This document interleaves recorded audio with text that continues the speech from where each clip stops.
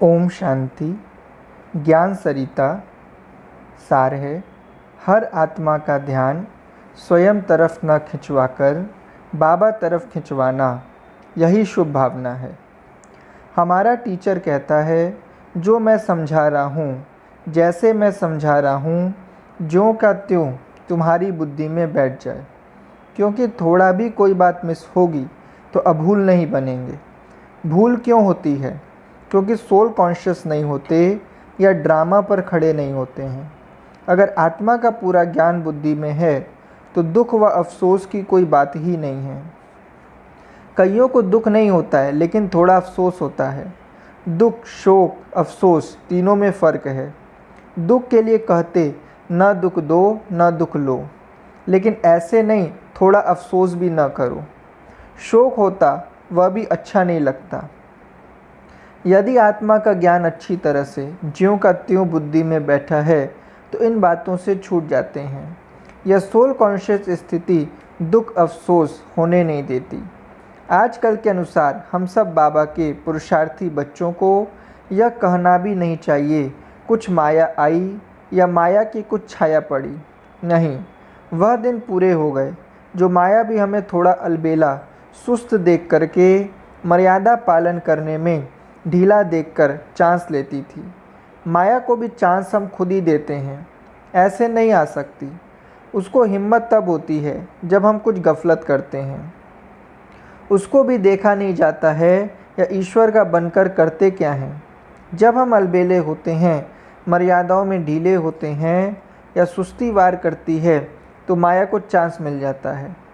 अनुभव कहता है बाबा के बच्चे अभी इतने खबरदार होशियार हो गए हैं जो इतना माया को चांस नहीं दे रहे हैं। ऐसे सब खबरदार हो गए हैं ना। थोड़ा भी मर्यादा की लकीर से बाहर जाते तो माया शोक वाटिका में लेकर जाती है।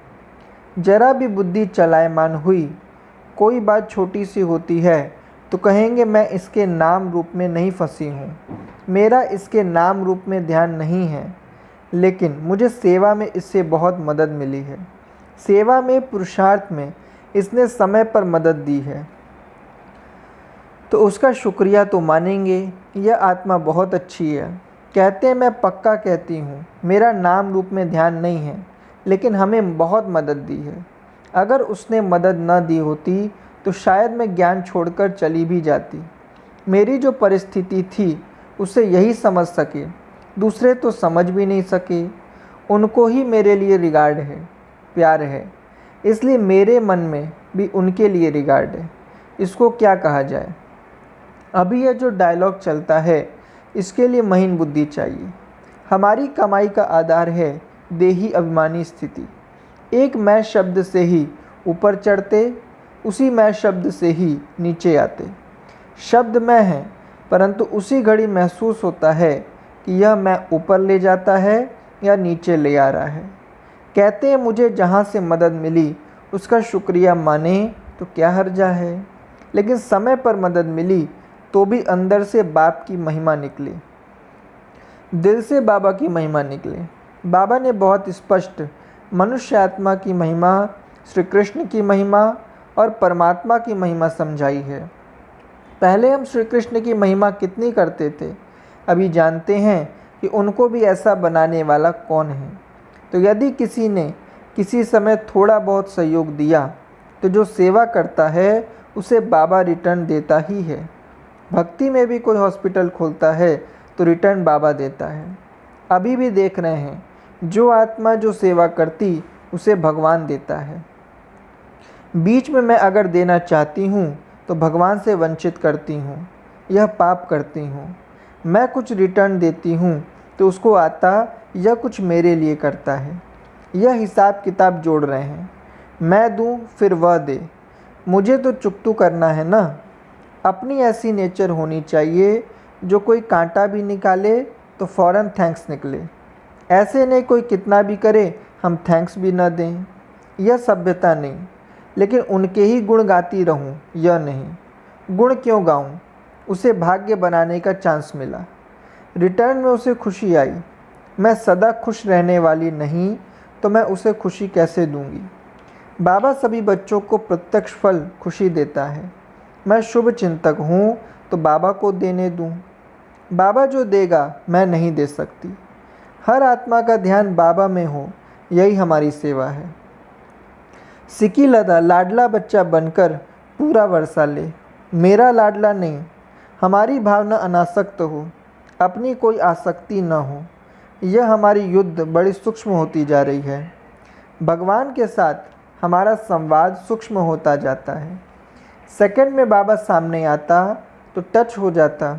यह बात ठीक नहीं है। मैं बाबा से संकल्प में भी ज़्यादा बात नहीं करती। निमित्त मात्र सेवा अर्थ व स्वप्रति संकल्प उठा, तुरंत रिस्पॉन्ड मिल जाता है।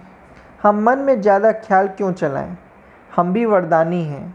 कोई समय था ज़्यादा विचार चलता था, अभी नहीं। जो होने वाला है सो होगा। तुम अच्छी तरह से सोच समझ हर काम करते चलो, तो फिर बाबा तुम्हारा साथी है। यह अंदर से गुप्त पुरुषार्थ हो, इसी में मज़ा है। सेवा एक्यूरेट टाइम पर अच्छी तरह से करनी है। फिक्र अफसोस करने की बात ही नहीं। दुख शोक से पार हो गए। बाकी थोड़ी फिक्र है, थोड़ा अफसोस होता है, यह भी ना हो। ऐसी अवस्था अंदर से जमाते चलो।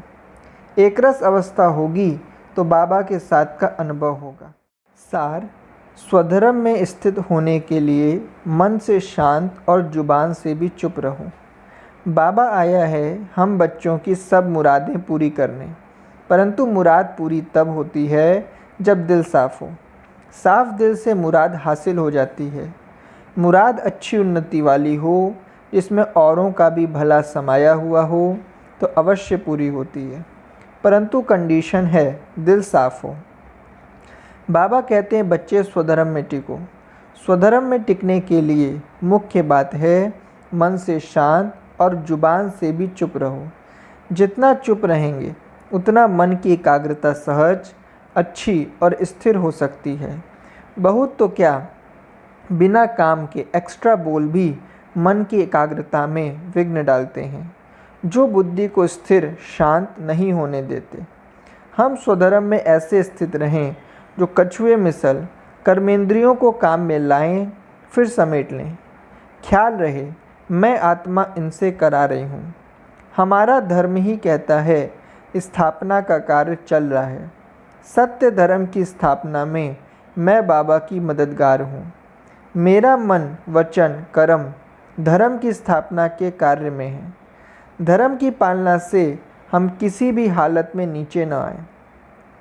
स्वधर्म में टिके रहें।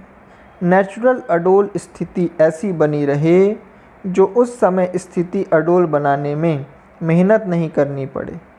जब कोई शरीर भी छोड़ता है तो जरा भी चिंतन नहीं चलता, किसने कैसे शरीर छोड़ा, उसकी क्या स्थिति थी, इन सब बातों का चिंतन न हो। हम ईश्वरीय परिवार के बीच में बैठे हैं, इन सब बातों की आवश्यकता ही नहीं है। जहाँ मेरी सेवा होगी, आवश्यकता होगी, सेवा मिल जाएगी। चुप रहना अच्छा है। चुप रहना माना ऐसा नहीं कि शक्ल बना लेना। चुप रहना माना हर्षित रहना। जितना जो मौन में रहता है उसकी शक्ल चमत्कारी हो जाती है, तेजस्वी बन जाती है। तेजस्वी रूप कैसे बने? तपस्वी तेजस्वी होता है। अंदर से अंतर मन से ऐसा पुरुषार्थ हो। एक तो दिल साफ हो, दूसरा चुप रहना है। स्वधर्म शांत है। चौथा कराने वाला बाबा बैठा है। हल्के हैं, फ्री हैं। बाबा रिस्पॉन्सिबल बैठा है। हम योगी आराम से बैठे हैं। हमारे योगी के नेचुरल चिन्ह बन जाएं। फरमान बरदार वह जो बाबा को ऐसे याद करे।